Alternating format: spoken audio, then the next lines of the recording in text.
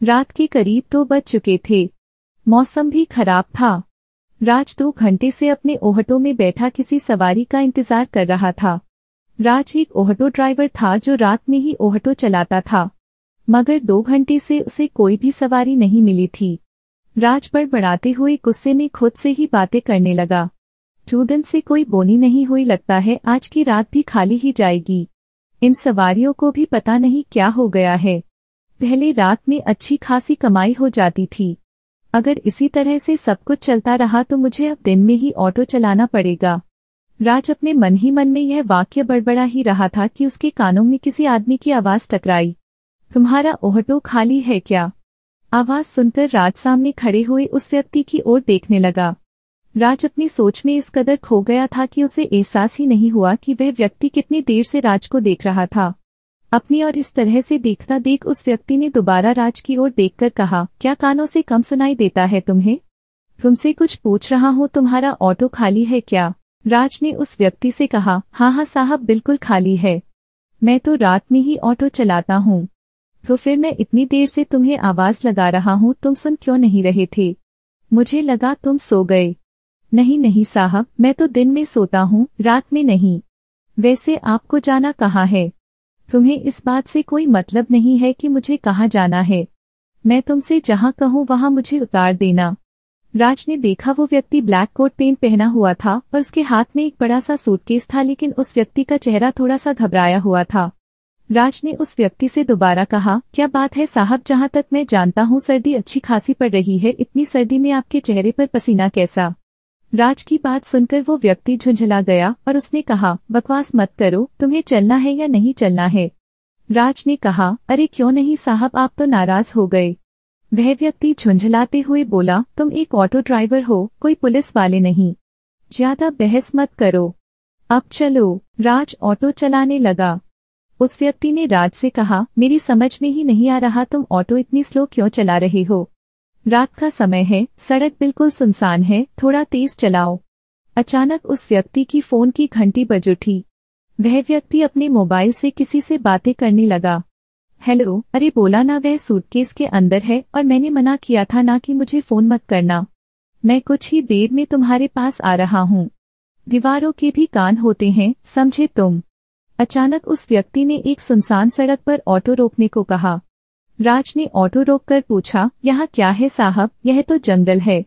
उस व्यक्ति ने राज को 1000 रुपए देते हुए कहा, अपने काम से काम रखो, अब जाओ यहाँ से। राज उस व्यक्ति की ओर गौर से देखने लगा, मगर उस व्यक्ति ने राज के इस तरह देखने पर कोई प्रतिक्रिया जाहिर नहीं की और उसने अपने कदमों का रुख जंगल के अंदर की ओर कर लिया। राज को मामला थोड़ा सा गड़बड़ लगा। राज भी उस व्यक्ति के पीछे पीछे दबे पांव चुपके चुपके चलने लगा। थोड़ी ही देर के बाद राज ने देखा कि सामने आग जल रही थी और उस व्यक्ति ने अपने कदमों की रफ्तार थोड़ी तेज कर दी। राज ने देखा कि वह व्यक्ति उस जगह पर पहुंच गया जहां पर आग जल रही थी। वहां पर 2 लोग बैठे हुए थे। तांत्रिक ने चिल्लाकर कहा, तुझे आने में इतनी देर कैसे हो गई? तुझे पता नहीं है कि आज की रात यह क्रिया होना बहुत जरूरी है? उस व्यक्ति ने कहा, इस सूटकेस में एक जिंदा बेहोश लड़की है। सब कुछ इतना आसान नहीं होता। राज ने देखा कि सूटकेस के अंदर एक बेहोश लड़की थी। यह देखकर राज को चक्कर आ गया। तांत्रिक ने कहा, इसके ऊपर पानी डाल, इसको होश में लाना बहुत जरूरी है। जैसे ही उस व्यक्ति ने पानी फेंका, वह लड़की अचानक होश में आ गई और चारों ओर हक्का बक्का देखने लगी। लड़की ने कहा, यह सब क्या है? तुम इतने बड़े धोखेबाज निकलोगे, मुझे इसका अंदाजा भी नहीं था। तांत्रिक ने चिल्लाकर कहा, बकवास मत कर, तेरा अंतिम समय आ गया है। तांत्रिक ने खंजर फेंककर कहा, इस लड़की का तुरंत गला काट दे और इसका सर आग में फेंक दे। उस व्यक्ति ने कहा, नहीं, मैं यह नहीं कर सकता। मेरा काम इस लड़की को यहाँ तक लाना था। इतना कहकर वह व्यक्ति वहां से भाग खड़ा हुआ। तांत्रिक ने दूसरे व्यक्ति से कहा, इस काम को अब तुम करो। तांत्रिक की बात सुनकर उस व्यक्ति की आंखों में अजीब सी शैतानियत सवार हो गई और उसने बगैर देरी किए उस युवती का गला काटकर उस जलती हुई आग में फेंक दिया। जैसे ही उसने यह हरकत की कि मौसम बदल गया और अचानक से आसमान में काले बादल छा गए, बिजली कड़कने लगी। यह देखकर राज बुरी तरह से डर गया।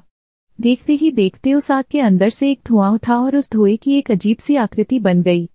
देखते ही देखते उस आकृति ने एक खूबसूरत लड़की का रूप धारण कर लिया और वह जोर जोर से हंसने लगी। उस लड़की ने तेज आवाज में तांत्रिक की ओर देखकर कहा, निशाचरी को यहाँ पर किसने बुलाया है?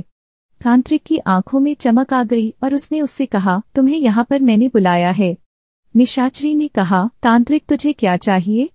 निशाचरी तुझे सब कुछ देगी, धन दौलत, राजपाट, क्या चाहता है तू? तांत्रिक ने कहा, मैं सबसे धनी व्यक्ति बनना चाहता हूँ। मुझे जिंदगी का हर ऐशो आराम चाहिए।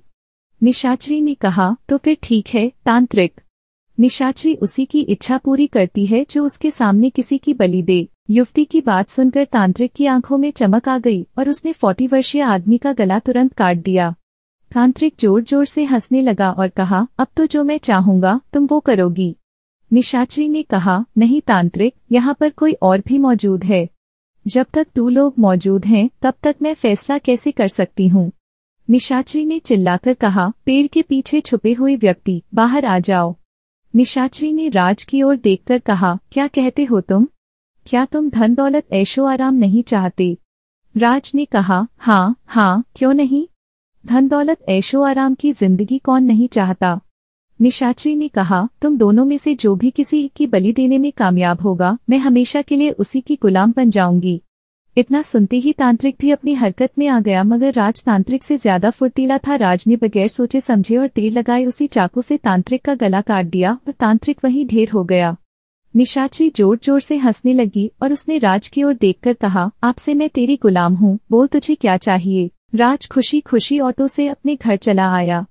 घर जाकर उसने देखा उसकी पत्नी सो रही थी कि अचानक उसकी निगाह एक बक्से पर पड़ी।